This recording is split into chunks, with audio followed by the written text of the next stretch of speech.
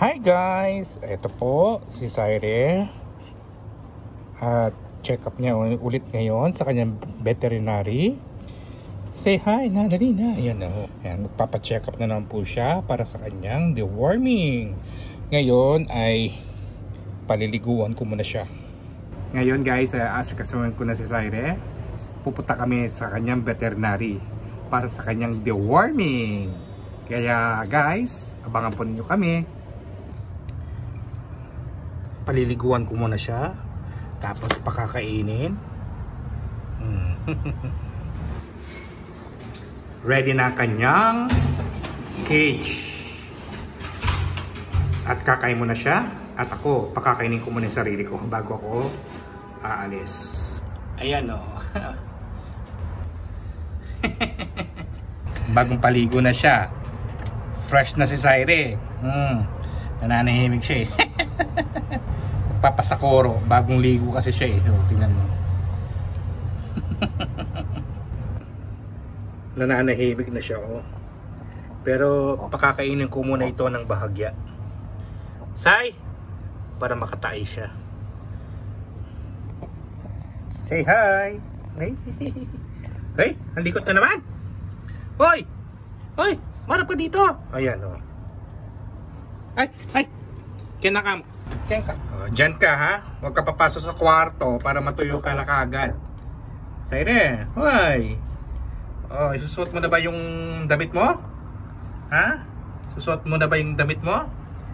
Say hi sa mga viewers natin. Hoy, baka hindi sila magtampo. Say hi naman. Suplado eh. Suplado naman itong aming body. Suplado. Ayan. Ito yung pagkain ni Saire. Pinaganda ko na siya.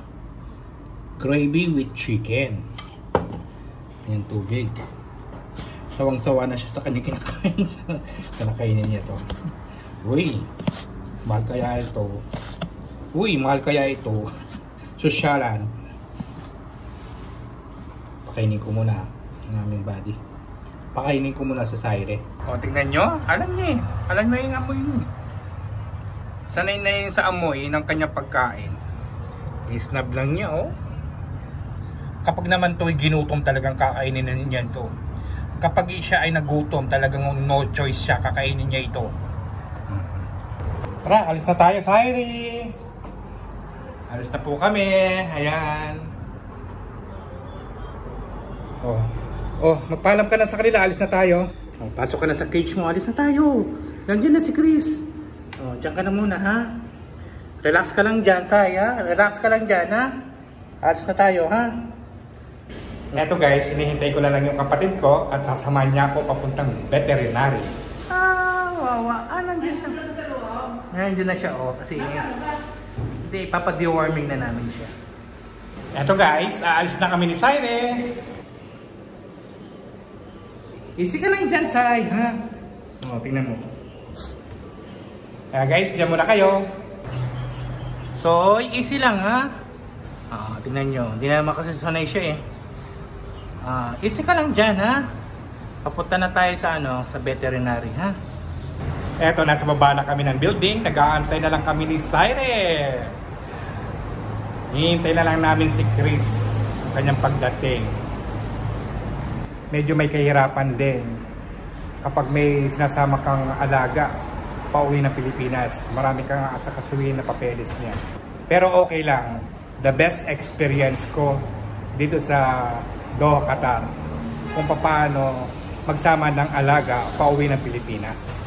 Lahat aasikasuhin mo, bibigyan mo talaga ng oras at paglalaanan mo ito ng araw para lang maasikaso mo yung mga papeles na kailangan niya pauwi ng Pilipinas.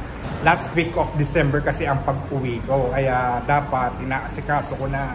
Medyo may katagalan lang yung mga ibang papeles niya. Yung microchip niya nasa balat na pala niya yun. I-scan na lang nila yun at makikita na lahat ng full details ni Saire. Buong pangalan pala niya ito sa passport niya ay Baste. Yung Saire, nickname na lang niya yun. Saire, behave lang ha. Nakapasyal na yun. Oo, nandito na tayo sa sakyan. Ay, Ito na guys, nandito na kami.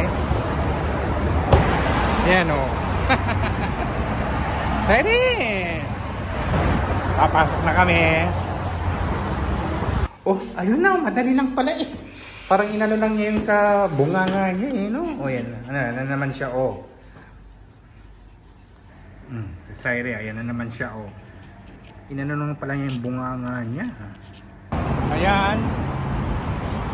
Tapos na ang deworming niya. Tapos, ayan, nakatapos na kami sa pangalawang step na ginawa namin for today, ang kanyang deworming. At ngayon ay pauwi na ng bahay. Napakadali lang pala yung deworming niya. May iano lang niya sa bunganga, tapos na. Okay lang, importante makaraos ang kanyang check-up. Kahit medyo may pagod, pero okay lang. Pakawan muna natin siya. Nice. Ay, naku, excited na yan. Oh, dali. Ayan. Ayan na, oh, ayan.